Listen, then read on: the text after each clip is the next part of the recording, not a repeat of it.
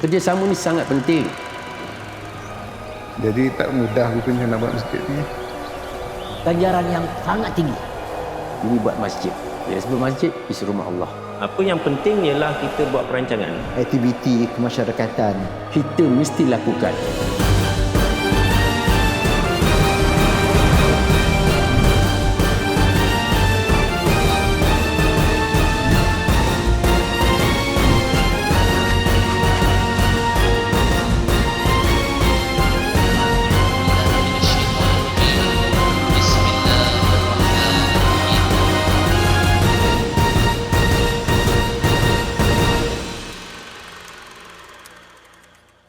Bismillahirrahmanirrahim. Assalamualaikum warahmatullahi wabarakatuh. Waalaikumsalam warahmatullahi wabarakatuh. Masjid adalah merupakan institusi agama. Jadi sebenarnya masjid atau surau di mana-mana juga di dalam negara kita ni memang mendapat sokongan dan dukungan yang padu daripada masyarakat Islam. Maka mereka tahu membina masjid ni merupakan benda yang baik dan mendapat ganjaran yang sangat tinggi. Terlibat dengan jawatankuasa pembinaan ini sejak hujung 2010 apabila kita tahu bahawa pihak majlis memaklumkan ada tapak untuk sebuah masjid di Putra Heights. Kebetulan saya merupakan ahli jawatankuasa Surau Baitur Rahman ketika itu. Dalam satu mesyuarat saya mengusulkan supaya kita mewujudkan jawatankuasa penaja.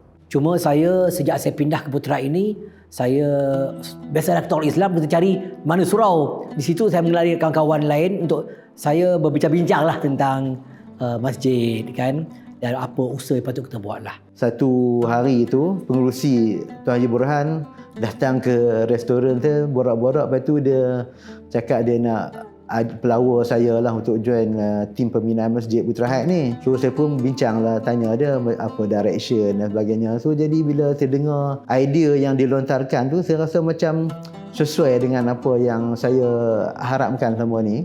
Mana kita nak buat sebuah masjid yang ada kelainan daripada apa yang telah sedia ada. Kita punya dream, kita dah nampak satu masjid yang besar yang bakal didirikan, boleh menampung satu kapasiti mak jemaah yang besar. So saya sangat-sangat berbesar hati sebenarnya untuk memberikan khidmat disebabkan oleh dream yang besar. Saya minta untuk terlibat dalam pembangunan atau dalam pembinaan masjid ni kerana saya ada 5 tahun 6 tahun experience membina Surau Baitur Rahman. Bila saya diajak oleh sahabat saya Sofian untuk berkenalan dengan pengerusi pada ketika itu, Tuan Haji Burhan. Jadi saya teruja bila mendengar apa yang plan besar dia tentang pembinaan Masjid Putra Heights. Maka saya pun menunjukkan minat untuk bersama-sama dalam tim untuk mencari dana bagi merealisasikan projek pembinaan Masjid Putra Heights. Yang menarik perhatian saya adalah bila saya tengok sendiri pengurusi jawatankuasa ni, dia sama-sama buka tabung dekat pasar malam masa tadi. Itu membuka hati minda saya yang this is very serious dan saya perlu involve untuk membuat satu rumah Allah. Saya merelakan diri saya untuk buat masjid bersama-sama kumpulan ini.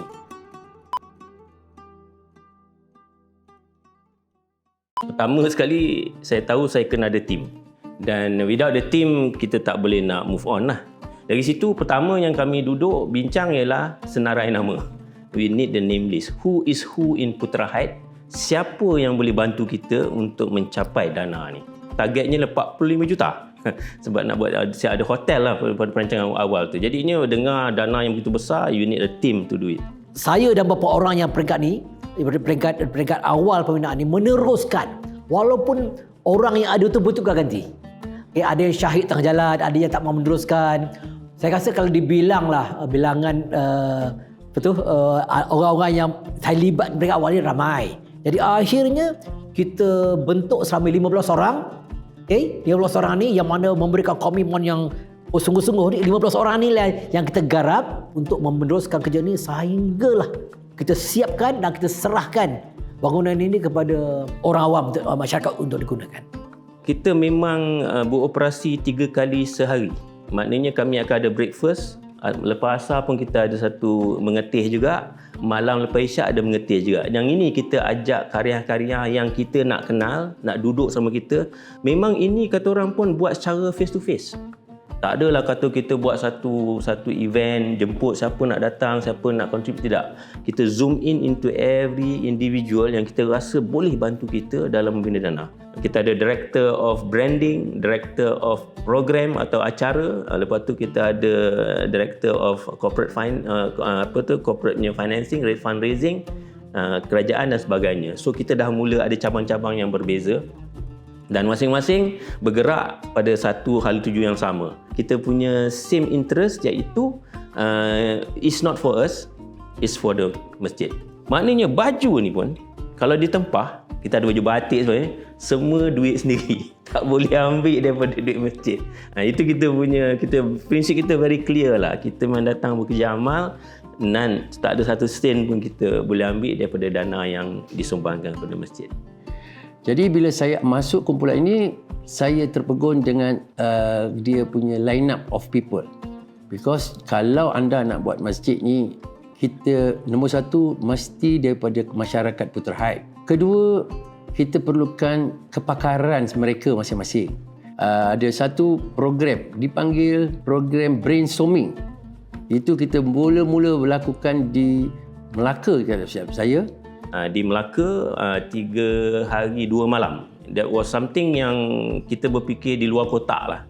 Kita bukan lagi tim kumpul dana di surau-surau, tidak. Kami anggap ni satu projek yang besar, memerlukan dana yang besar, memerlukan teamwork yang tu. Jadi perancangan pertama kali kita adakan brainstorming, dan ketika itu bila brainstorming tu kita tak nak pengurusi kita jadi moderator. Bila pengurusi jadi moderator, dia akan jadi kata orang pun terkongkong. Jadi ini kita panggil orang luar. Masa tu seorang accountant nama Encik Norman, kita panggil sebagai external moderator to moderate program brainstorming tu. Dari situlah kita timbul idea untuk buat satu perancangan jangka pendek, panjang, sederhana dan panjang dalam membina dana. Jadi di dalam brainstorming itu yang paling ketara is our mindset. Kita terus berubah nak mencapai satu masjid yang masa tu dipanggil futuristic. Jadi setiap AJK selepas pada itu berfikiran besar. Hati terbesar, hati besar, fikiran besar. Dan kita mesti lakukan. Selepas tu kami diberi jawatan portfolio masing-masing. Bagaimana nak cari 10 juta, bagaimana nak cari dana runcit, dana macam mana. Di situlah lahirnya idea-idea. Jadi saya galakkanlah kita kena buat brainstorming so that kita got a good team and know what to do selepas itu. Sangat penting. Kita punya brainstorming punya session, kita nak buat sesuatu yang lain daripada yang lain. Jadi sebagai masjid yang bertonggakkan inspirasi ummah. But apa pun, the team is working well, working good to get it done. Pada asalnya masjid itu adalah akan dibina oleh Jawatankuasa Pembinaan Penduduk. Jadi saya menjangkakan sumbangan saya lebih kepada mengawasi kerja-kerja projek pembangunan supaya dapat disiapkan. Kita boleh memberikan sumbangan dalam apa saja bentuk. Yang penting saya nak tunjukkan bahawa apa saja minat anda, kita boleh buat sumbangan dalam bentuk pembinaan masjid. Jadi apa yang kerja yang saya buat untuk ICU JPM ataupun untuk sekarang macam memang saya follow standard saya yang masa saya bekerja. Jadi pengalaman kerja memang agak penting lah. Portfolio tu penting. Lagi satu, keinginan dan keikhlasan orang-orang itu sendiri. Jadi sebagaimana keterlibatan mereka dalam menjayakan sesuatu organisasi itu juga penting. Saya terlibat dengan pembinaan a few masjid lah sebelum ni sebagai seorang arkitek untuk masjid-masjid lain dah. Benda ni banyak mendorong saya untuk melihat macam mana kita boleh improve masjid yang sedia ada. Bila kita nak bina masjid ini, dia melibatkan dua aspek. Satunya aspek mengumpulkan dana, kan? Keduanya aspek membuat lukisan binaan. Kami sekumpulan 4 orang di dalam teknikal, kami menganalisa, membuat screening, membuat audit kepada lukisan yang telah dibuat oleh tim konsultan. yang kita jangkakan bahawa konsultan tersebut dia akan membuat reka bentuk pada selera mereka sendiri. Akan tetapi kita faham apakah keperluan tim kita sendiri. Technically banyak sangat masalah dengan pihak konsultan yang ada. Jadi bila saya masuk, saya boleh tolong sama-sama bagi idea untuk bangunkan benda ni. Jadi saya punya part ni mula-mula sekali saya more of the reka bentuk. Maksudnya kita bagi idea nak mengimprovekan reka bentuk yang dibuat oleh pihak konsultan lah. Jadi lebih kurang kita nak tu taklah macam yang ada sekarang ni, tapi yang kita minta mula-mula tu memang rasanya lagi futuristik lah. Desain pertama kita adalah berkonsepkan futuristik, moden dan tidak ada bangunan yang sama. Itu setelah kita melantik konsultan ya. Dan satu lagi adalah desain reka bentuk mengandungi Dewan Orang Ramai, quarters. Jadi quarters itu untuk kemudahan kita dengan imam supaya mereka efisien dalam solat. Tak ada masalah hujan lah, jauh rumah ke. Kita nak efisien. Bukan kita nak bermewah, kita nak bagi hadiah kepada imam, tak. Kita nak masjid itu efisien. Okey, Dewan Serbaguna. Kita menjadikan Dewan Serbaguna itu untuk kemudahan masyarakat, untuk bersukan, riadah, badminton. Kita nak jemaah ni orang yang menjaga kesihatan, sehat, berriadah. Itu sebab di gelanggang badminton tersebut disediakan sampai 4 court. We want to have something different. Saya rasa Peterhad ni dia contribute is more of urban and modern punya community and society. So kita nak something into that lah. Desain masjid tu sendiri, macam mana reka bentuk dia nak menepati konsep yang kita kendaki. Tak mau terikat dengan idea lama masjid. Supaya daripada penampilan dia dah nampak dah. Kita nak masjid ni fokusnya berbeza. Kita punya slogan tu sendiri kan, inspirasi ummah, mewawarkan kepada masyarakat bahawa Masjid Putrahaya ni adalah satu institusi yang dapat menyumbang kepada ummah dan menjadi inspirasi kepada semua orang. Kalau orang terfikir, kita nak kursus, bukan kursus kahwin aja, khusus event untuk menjana ekonomi, contohnya kursus keusahawanan ke, orang boleh pergi ke masjid bertanya sebagai tempat rujukan. Yang pentingnya kita nak jadikan masjid ni masjid self-sustainable. Sebab PKP mengajar kita banyak pengejaran. Ada masjid yang kehilangan pendapatan dan tidak ada langsung modal untuk mereka membiayai gaji-gaji petugas-petugas masjid. Sebab mereka ni mengharapkan, boleh kata sebahagian besar sumber pendapatan dana orang ramai. Kita tak nafikan memang masyarakat kita ni masyarakat yang menyumbang. Tapi bila berlakunya situasi seperti ini, menyebabkan kita perlu berfikir semula bagaimana cara kita nak jadikan masjid ni sumber pendapatan kita yang utama ialah hasil gerak kerja ataupun aset-aset yang kita mobilize untuk mendatangkan pendapatan. Cuma dana daripada masyarakat awam ni kita anggap itu sebagai dana sampingan, dana tambahan. Walaupun pada hakikatnya memang banyak. Sebab kalau masjid tak ada dana, macam mana masjid nak bantu orang lain? Barulah masjid tu dia nampak sebagai satu pusat tumpuan orang ramai. So jadi antara aktiviti yang kita dah rangkakan, contohnya macam mana kita nak buat billboard masjid sebagai ruang iklan dan kita nak kutip pendapatan di situ. Radio base station atau telco tower ni adalah untuk memberi dana untuk masjid. Jadi kalau kita bina satu tower, mungkin lebih kurang 3,000 atau 4,000 monthly rent. So kalau kita bina dapat 4, kita akan dapat 12,000 per month untuk bayar bil elektrik, bil air, apa semua kan. Ramai yang membantu, ramai yang memberi. 100 bagi Syah Aswan, 1 memberi Syah 1 gus 2,000 dan ada yang juga setiap bulan. Dan juga kita cara untuk pergi ke kedai-kedai, kita identify kedai-kedai seling Putrahaya itu satu, dan juga ke USJ dan ramai yang berkata diperkenai di owner kedai-kedai makanan ni, kita letak tabung-tabung kat situ. Di sini ada satu perkataan yang saya suka gunakan, semangat kekitaan. We must start, kita bermula dengan grup kita ni, karya kita sendiri.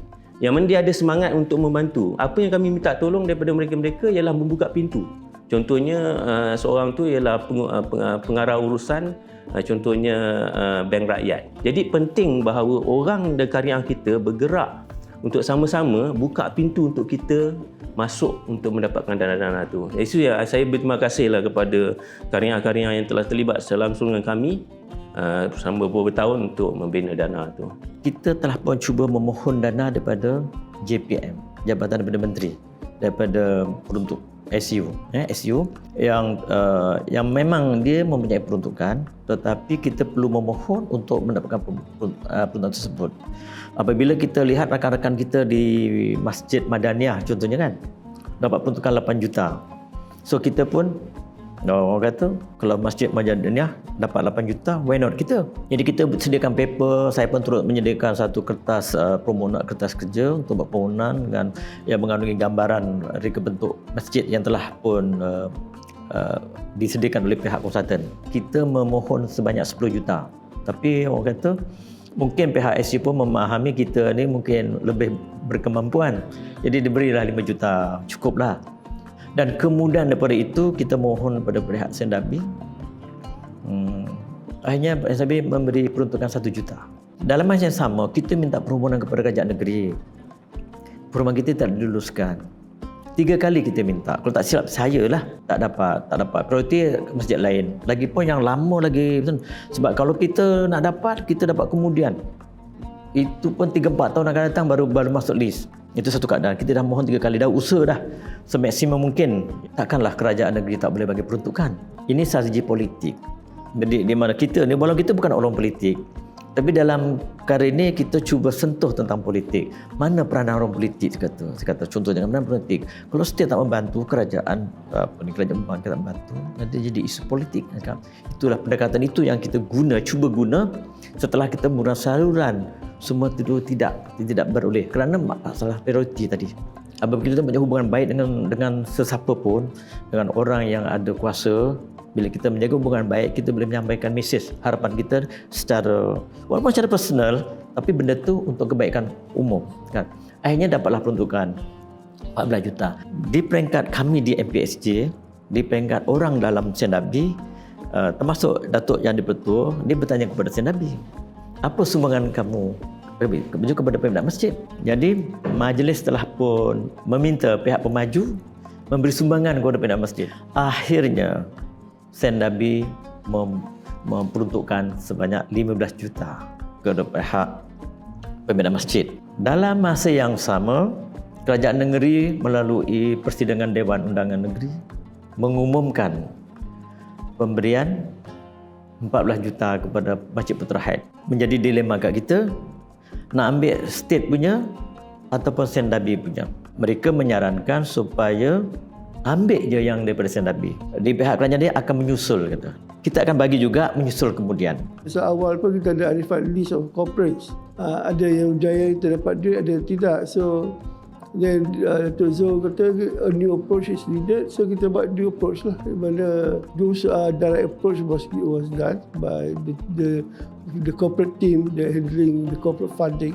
Jadi selain daripada menjaga kewangan, kita juga berbincang bagaimana kita nak generate income. Cara yang paling ringkas adalah kita buka akaun dan kemudiannya kita war-warkan akaun tersebut, sama ada melalui WhatsApp, kemudian kita letak banner, kita letak poster, dan bermula daripada satu akaun kita buka ada beberapa akaun yang lain supaya mudah untuk orang masukkan. Ada keperluan untuk kita membuka akaun bank. Sebab nak mengumpul duit dari orang ramai ni, mesti kita ada akaun bank. Di sini perlunya kita mendapat kelulusan daripada pihak yang mengawal selia tabung-tabung khairat atau pembinaan itu Jabatan Agama Islam Selangor dan Majlis Agama Islam Selangor. Ya, dia dua fungsi berbeza tu ya. Kutipan tabung khairat untuk pembinaan masjid di bawah Majlis Agama Islam Selangor. Tetapi pembinaan masjid di bawah Jabatan Agama Selangor. Itu dua berbeza. Jadi kami telah mendapatkan surat kelulusan daripada Jabatan Agama Selangor dan juga Majlis Agama Selangor untuk kita membuka akaun bank. Kita ni sebenarnya walaupun organisasi ini bukanlah organisasi yang berdaftar seperti mana NGO, Persatuan Penduduk atau Penjatan Kawasan Masjid, tetapi kita ni bergerak secara sukarela tetapi dikawal selia oleh Jabatan Agama Islam Selangor dan Majlis Agama Islam Selangor. Salah satu yang kita buat ialah kita, of course, dana runcit yang telah ditubuhkan oleh Haji Borhan tu kita kekalkan. Kita tambah dengan dana kerajaan, dana korporat, dana istana. 3 tabung tambahan lagi yang kita sasarkan pada gitu. Bila kata nak ada tabung korporat, kita kena ada ahli korporat lah dalam kita punya tim tu. Kalau tabung kerajaan, makna kena ada orang kerajaan yang terlibat dalam tim tu, dan of course dana istana tu tak air sekali lah. Kita kalau kata tak cukup duit, kita akan pergi ke istana-istana untuk dapatkan dana. Ini antara pertama yang kita buat. Plan, kita ada brainstorming, kemudian kita buat planning, implementation. Dan kita mula buat program-program berjenama yang mana kita tak ada jenama. Putra Haid orang tak kenal, tapi kita kerjasama contohnya dengan badan-badan besar seperti Sam Darby contohnya. Kita kerjasama dengan Makna contohnya. Bila ada golf amal Makna, tapi duit masuk pada Masjid Putra Haid. Jadi kita guna brand-brand yang dah ada nama. Dan melalui penjenamaan ni lah, saya rasa kita dah mula ada QR code yang kita paparkan di banyak tempat, dan di situ duit mula masuk. So ada setengah tu orang duk masuk duit online je. Itu apa tu yang kami tengok tu, online banyak duit masuk. Collection tu mungkin kami collect dah 20,000, 30,000, tapi online tu lagi banyak. Dan bila sebut branding je, kami dah fikir dah. Takkanlah kami nak pakai alamat rumah untuk buat fundraising. Kita start sewa satu pejabat yang mana alamatnya agak gah, iaitu di Glaze. Kalau kata alamat Glaze tu kira gah lah kalau Putra Haid ni kan. Tapi kita berbincang dengan Sam Darby, kita dapat sewa pejabat dengan kadar yang begitu murah sekali untuk kita menggerakkan usaha kita. Itu branding. Dan kita dah mula ada baju korporat macam ni, kita bergerak profil yang kita hantar untuk kita berjumpa untuk presentasi, semuanya memang kata bertaraf korporat lah. Bukan lagi kata orang biasa-biasa lagi. We really go all out in term of branding ourselves and promote ourselves.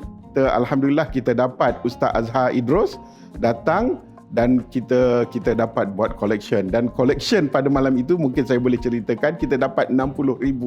Yang penting pada saya adalah apa yang kami buat ni, kita bukan gunakan satu cara saja. Kita memang lakukan aktiviti yang banyak dan pelbagai. Sebenarnya poin kita bukannya tertumpu kepada perolehan daripada aktiviti itu. Dengan aktiviti itu kita dapat menyebarkan maklumat tu.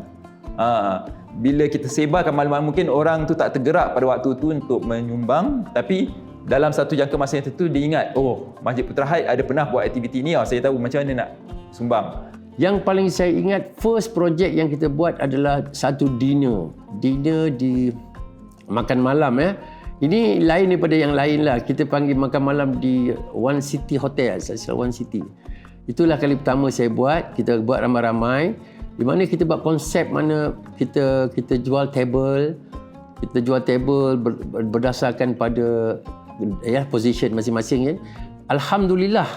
Dan hari yang pertama kita buat yang besar, itu yang paling besar, kita dapat collect RM250,000.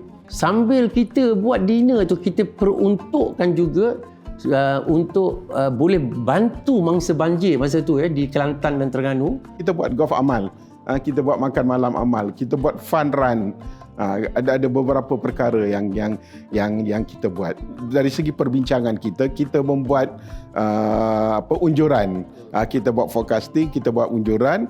Kalau contohnya berapa perbelanjaan kita dan berapa pendapatan yang kita akan dapat untuk menjalankan aktiviti-aktiviti tersebut. Penelitian jawatankuasa dia banyak idea lah. Itu yang kita suka nak dapat belajar something lah.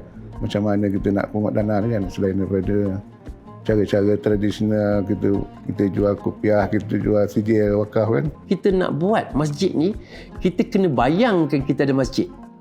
Jadi selepas kita decided nak buat masjid ni in another 5 years with the masjid yang kita idamkan, kita dah buat program tanpa masjid. Selalunya kalau tak ada masjid belum siap, takkanlah ada acara. Tapi bagi Masjid Putra Haid ni berbeza. Masjid belum ada tapi acara dah ada dah. Contohnya majlis open house hari raya.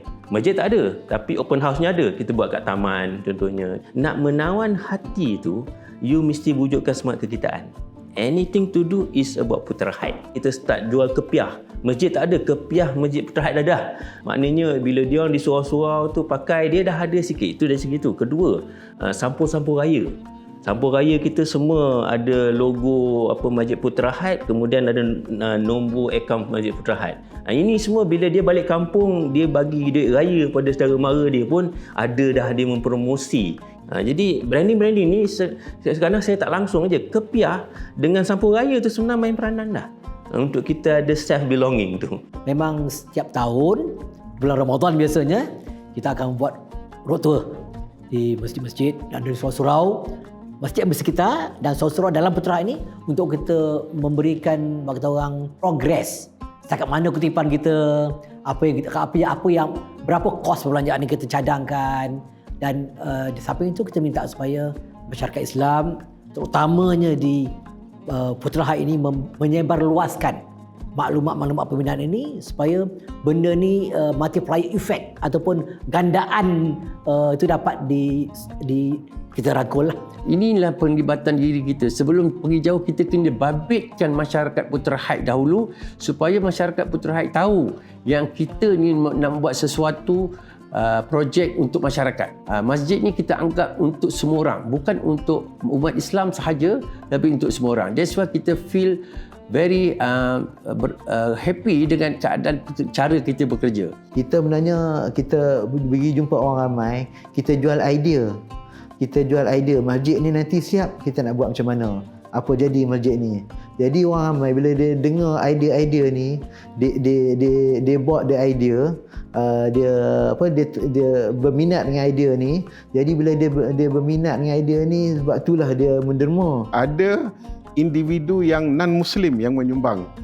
Ada dua yang diberitakan kepada kami. Satu oleh kerana cucu beliau seorang Muslim. Itu dia kata, ini untuk cucu saya nanti pergi masjid. Yang seorang lagi memang non-Muslim, tak ada kaitan ke keluarga Muslim, tapi beliau menyatakan bahawa bila tanya ini untuk masjid, dia kata tak apa, masjid benda baik kan, bagus. Menunjukkan bahawa kalau kita memberikan satu gambaran yang baik, bahawa apa yang kita nak bina ni adalah satu perkara baik, akan ada sumbangan daripada individu-individu yang berminat. Jangan kita pandang hanya orang yang berkemampuan saja yang akan menyumbang, tetapi tahap-tahap sumbangan mereka berbeza. Dan satu lagi saya nak sebut, antara sumber kewangan yang kita dapat bila masjid belum siap, duit yang ada pada kita laburkan dalam akaun pelaburan. Itu lagi satu sumber pendapatan Jawatankuasa Masjid ya. Bila sebut nampak mudah, tapi sebenarnya ni ada satu usaha yang berterusan yang perlukan tenaga dan juga pelibatan berterusan daripada semua AJK dan juga ahli keluarga mereka juga sebenarnya. Sebanyak mungkin yang kita boleh libatkan keluarga kita bersama dengan kita dalam menjayakan inisiatif ini, lebih mereka faham dan lebih mereka memudahkan kita untuk lebih terlibat dan juga secara tak langsung juga membantu. Bila kita nak bina masjid yang memerlukan kos yang besar ni, dia adalah proses yang panjang. Saya masih ingat lagi semasa kita melantik new formation ya, tim dia sebagai kita punya arkitek projek ni pada tahun 2012. Isyarat pelantikan tu ialah sila terima pelantikan ini dengan syaratnya ialah projek ni memakan masa yang panjang. Mohon bersama kami. Dan insya-Allah mereka bersama kami sehinggalah mereka siaplah. Tapi dengan perubahan-perubahan kerana berlakunya pertukaran tangan stakeholder. Peringkat awal cadangan adalah pihak konsultan ni akan buat dan kita pihak klien sendiri. Maksudnya kita yang bagi duit, kita yang jaga semua. Sampai halfway tiba-tiba arahan JKR will take over. Kecewa juga kita itu. Maksudnya JKR akan buat semua, kita ni cuma macam pengguna lah, orang luar saja. Apa yang kita dah design, kita dah contribute untuk buat tu ditapis balik oleh pihak JKR tau. Tak apalah, peluang kita untuk buat futuristik macam kita nak the first design tu tak tercapai jugalah. Daripada peringkat reka bentuk saya terlibat, dan peringkat pembinaan kita banyaklah pergi buat round, pergi tengok apa yang tak betul kita betulkan.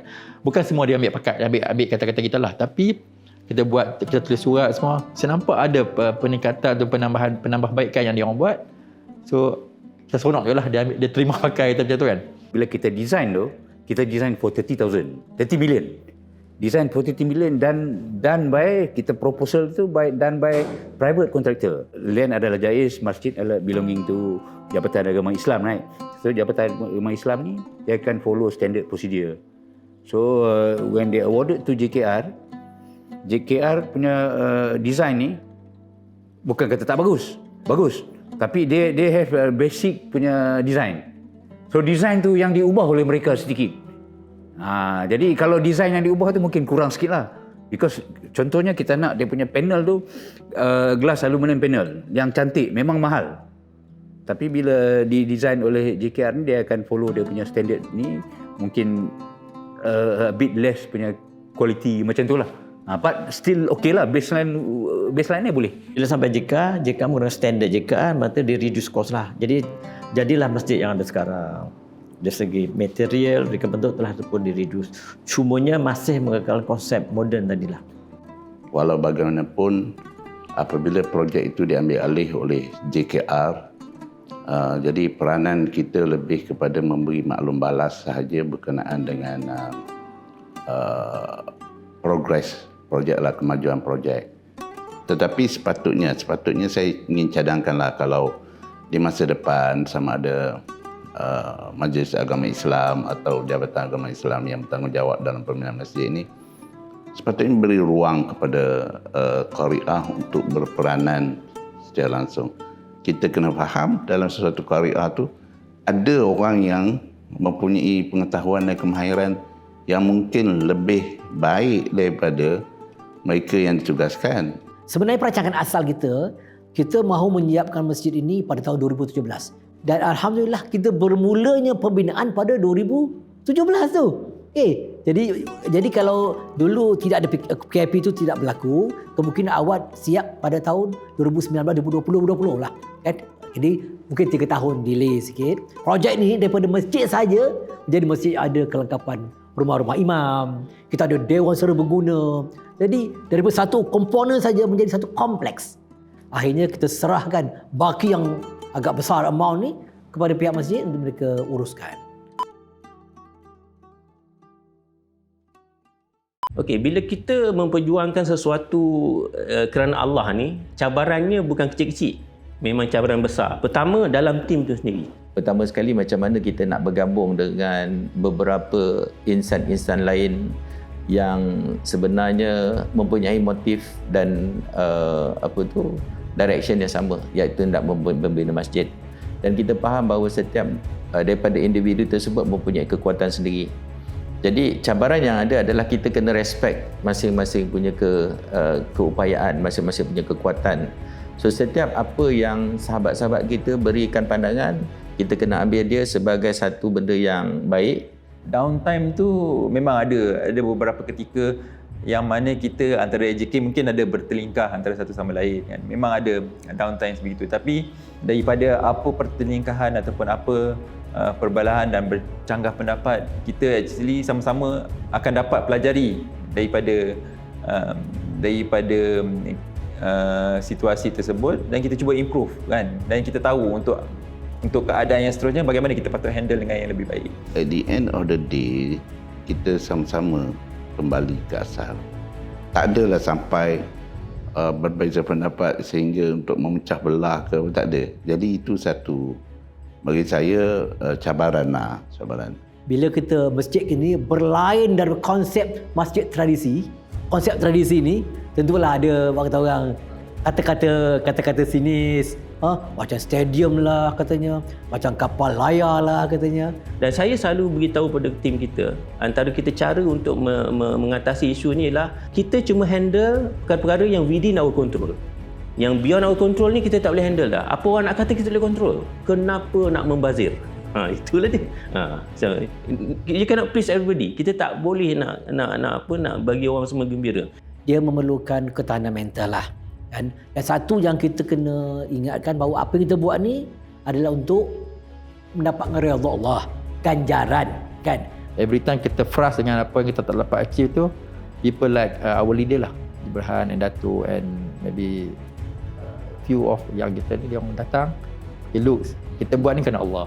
Itu yang seronok tu. Benda macam ni, kita kecewa macam mana pun, As long as kita promise the masjid is going to be there, is going to be there. Cuma tak seperti yang kita nak, tak apalah. Kita compromise in some ways kan. Semangat tu selalu tak pudar pada siapa pun. The matlamat utama adalah membina masjid. So walaupun ada di pandangan yang berbeza, tapi kita terimalah apa yang orang setuju, tak setuju kita pasal terima. Pernah satu kali dulu nak dipindahkan lokasi. Jadi itu pun kita terpaksa tim kita terpaksa berjuang untuk pertahankan tapak yang asal tu yang kita nak bina masjid. Bila kita dalam proses kutip ni, kalau tak sampai 70%, kita tak boleh call for tender. So jadi ada satu burden kat kita. Macam orang tengah-tengah duk datang minta dana tahun demi tahun ni. Bila masjid nak nampak ni, tak nampak rata tanah pun belum lagi. Jadi benda tu jadi satu orang kata beban besar lah. Sebab kita nak buktikan keikhlasan kita. Betul ni, kutip ni memang kita betul nak buat masjid ni. Jadi rasa paling lega dan orang kata satu macam a taste of kita rasa berjaya tu. Pertama kali datang tu, bila kita cukup 70% tu dan boleh call for tender. Itu saat paling seronok lah saya ingat.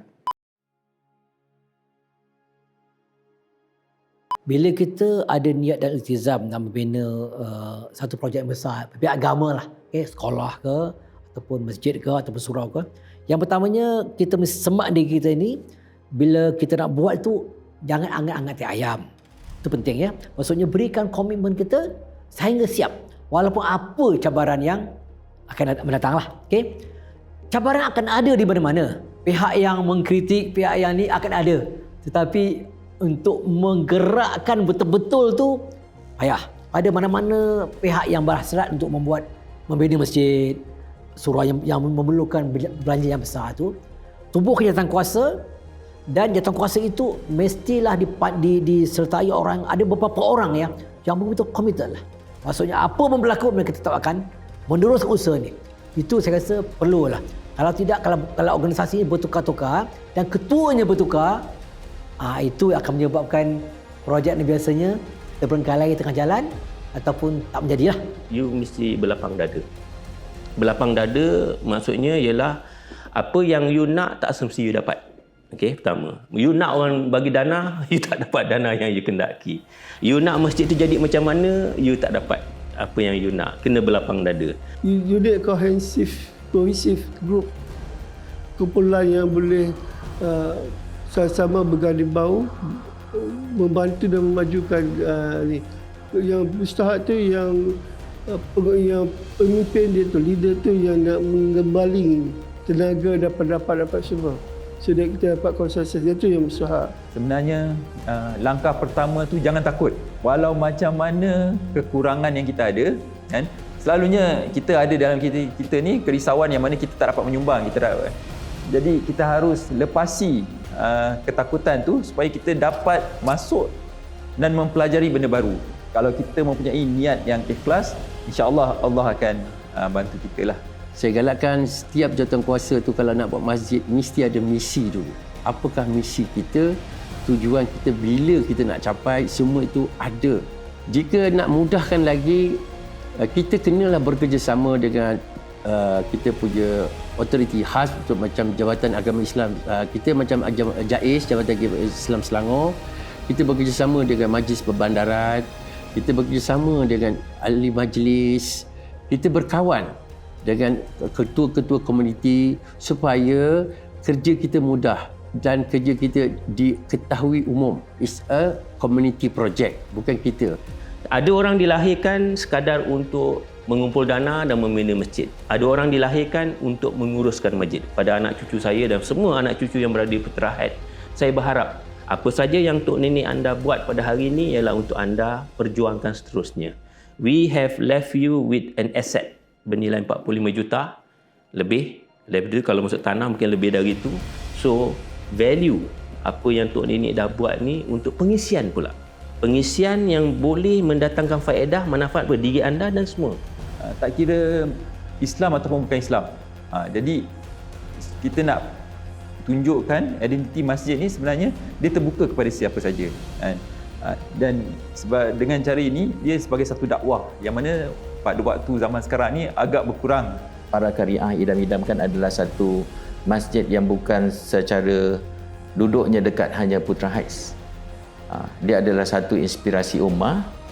Bila cakap ummah bukan sahaja masyarakat setempat, ianya adalah satu daripada masyarakat yang besar. Bila masjid tu boleh berbakti sumbang pada masyarakat, dengan sendirinya kita akan tengok nanti masyarakat pun akan kembali ke masjid sebab dia tahu bila dia datang ke masjid, apa-apa yang dia laburkan di masjid, sumbangan idea, sumbangan wang ringgit dan sebagainya, nanti akan digunakan untuk jana aktiviti yang menguntungkan masyarakat setempat balik.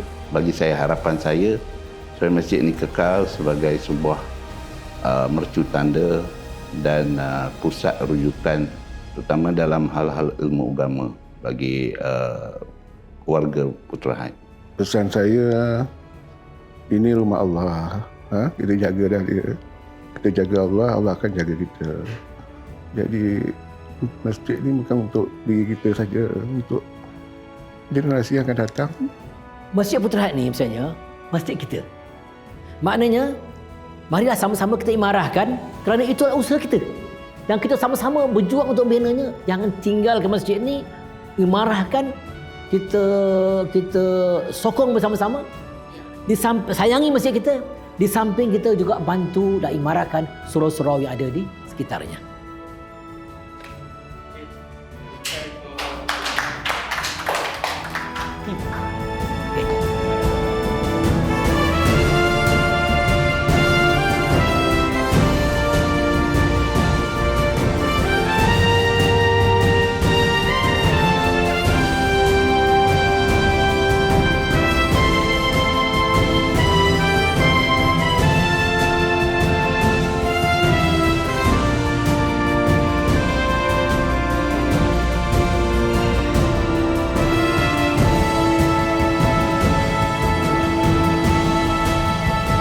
Bismillahirrahmanirrahim. Dengan lafaz Bismillahirrahmanirrahim, kita meresmikan masjid ini dengan nama Masjid Putra Heights. Sekian. Terima kasih.